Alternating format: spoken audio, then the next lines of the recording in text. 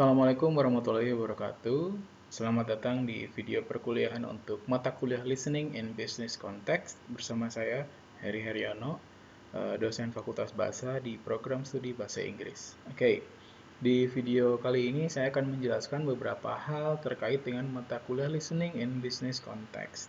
Setidaknya ada 3 hal yang akan saya sampaikan. Yang pertama adalah, apa sih mata kuliah Listening in Business Context itu? Yang berikutnya adalah RPS yang berisi mengenai materi-materi yang terkait dengan mata kuliah Listening in Business Context. Jadi nanti akan saya jelaskan.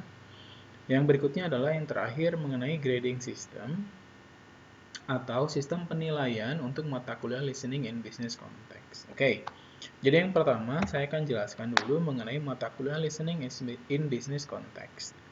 Jadi mata kuliah ini sebenarnya adalah mata kuliah turunan dari mata kuliah listening. Jadi di prodi bahasa Inggris itu ada 4 mata kuliah basic atau dasar, yaitu speaking, listening, writing, dan reading. Nah, salah satunya kan mata kuliah listening. Dan di mata kuliah listening pun itu terbagi menjadi beberapa jenis. Contohnya ada active listening for communication, itu adalah salah satu mata kuliah listening juga yang ada di level basic, dan mata kuliah listening lainnya. Oke, untuk mata kuliah listening in business context, seperti dengan judulnya, yaitu mata kuliah listening tapi ada konteks bisnisnya di dalamnya, yaitu materi-materi yang terkait, pastinya materi yang berkaitan dengan dunia pekerjaan atau bahkan dunia usaha. Nah, untuk mata kuliah ini deskripsi singkatnya adalah materi di mata kuliah ini meliputi materi listening yang berhubungan dengan bisnis dan dunia kerja, seperti yang sudah saya sampaikan tadi. Mata kuliah ini melatih mahasiswa mendengarkan perkuliahan atau ceramah ilmiah dari berbagai macam topik yang tentunya berhubungan sama bisnis melalui audio file atau listening file. Jadi nanti di setiap pertemuan itu pasti ada listening file yang akan di-share dan diperdengarkan kepada kalian.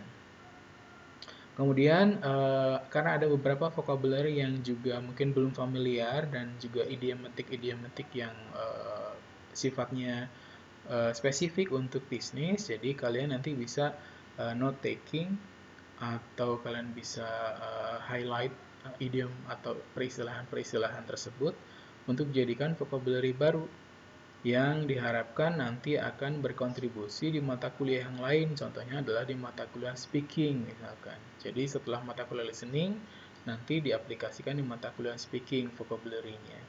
Begitu. Jadi ada banyak hal yang berhubungan sama listening in business context. Dan untuk materi, jadi untuk materinya itu ada di RPS. Nah, RPS-nya adalah seperti ini. Jadi untuk RPS Listening in Business Context itu kita ada 16 kali pertemuan, dan 16 kali pertemuan minus 2, ujian tengah semester dan ujian akhir semester. Artinya dalam satu semester akan ada 14 kali materi. Nah, setiap materi pastinya dengan topik yang berbeda, berkait dengan bisnis dan juga dengan listening file atau audio file.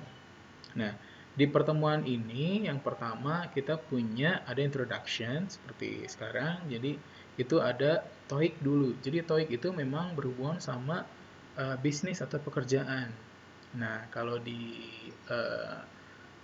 dunia akademik misalkan tes untuk kemampuan bahasa Inggris itu kan TOEFL. Nah, tapi kalau di dunia bisnis untuk aplikasi itu biasanya TOEIC. Nah, ke bawahnya itu akan ada materi-materi yang berhubungan sama bisnis dan listeningnya pun disesuaikan dengan topiknya. Di sini di pertemuan kedua ada career, ada pertemuan ketiga ada workplace, berikutnya ada marketing, the product, ada job qualification, ada manufacturing, ada company strategy, dan lain-lain. Ini masih banyak yang berkaitan dengan bisnis. Nah, untuk lebih detailnya, kalian bisa lihat di RPS-nya. Nah, ini RPS-nya. Ini menjelaskan secara detail untuk mata kuliah business listening in business context. Jadi, selain juga yang tadi kita lihat di PowerPoint, ini juga di RPS kalian bisa lihat secara detail. Nah, untuk pertemuan 1 itu apa aja sih yang dibahas, pertemuan 2 dan lain-lain sampai pertemuan 16. Jadi ketika kalian butuh guidelines, kalian bisa mengunduh RPS ini dan nanti akan saya sediakan di form kuliah online. Begitu. Nah, untuk hal terakhir dari video ini yaitu sistem penilaian atau grading system untuk mata kuliah listening in business context. Pada dasarnya sih sama saja dengan mata kuliah yang lain. Ada 4 elemen yang harus kalian penuhi untuk mendapatkan nilai akhir. Nah, elemen pertama adalah K, itu adalah kehadiran, ada tugas dan kuis atau kuis, UTS dan UAS. Ini bobotnya masing-masing 10%, 20%, 30%, dan 40%. Jadi kita contohkan ya, untuk kehadiran ini dari sini mendapatkannya, jadi kehadirannya 1 sampai 14 kehadiran. Kita konversi jadi nilainya ini ada 9386 kalau kita bulatkan ya. Nah, kita anggap kehadirannya misalkan 12 kali. Dalam satu semester kalian hadir 12 kali misalkan. Terlewat 2 kali tidak hadir atau absen. 12 kali itu kalau kita konversi jadi 86. Kita simpan 86 di sini. Tugas kuisnya gimana? Tugas kuisnya misalkan dalam satu semester itu ada 4 kali tugas atau 4 kali kuis dalam satu semester. Terus kita akan ratakan atau kita cari average skornya untuk tugas atau kuis. Misalkan dari 4 kali kuis yang kalian lakukan, itu kalau di rata-rata nilainya misalkan 78. Oke, kita simpan. UTS-nya kalian mendapatkan 80. UAS-nya 81 misalkan. Nah, karena semua komponen sudah terisi, sudah lengkap, jadi kalian akan mendapatkan angka mutu atau hasil akhirnya.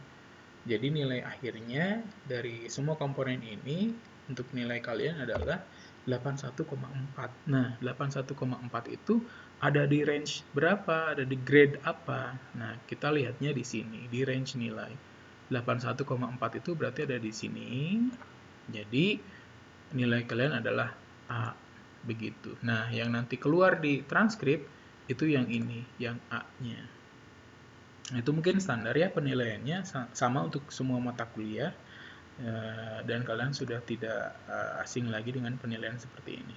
Oke, rupanya untuk mata kuliah listening in business context cukup sekian dulu. Jika ada pertanyaan terkait dengan RPS, silabus, materi, atau mengenai general question about this lecture, saya akan membuka kesempatan untuk kalian bertanya melalui WhatsApp, atau nanti kita juga akan bikin WhatsApp group, jadi lebih gampang untuk sharing informasi. Bisa juga melalui email, atau juga nanti ada forum di perkuliahan online. Oke, cukup sekian. Terima kasih atas perhatiannya. Wassalamualaikum warahmatullahi wabarakatuh.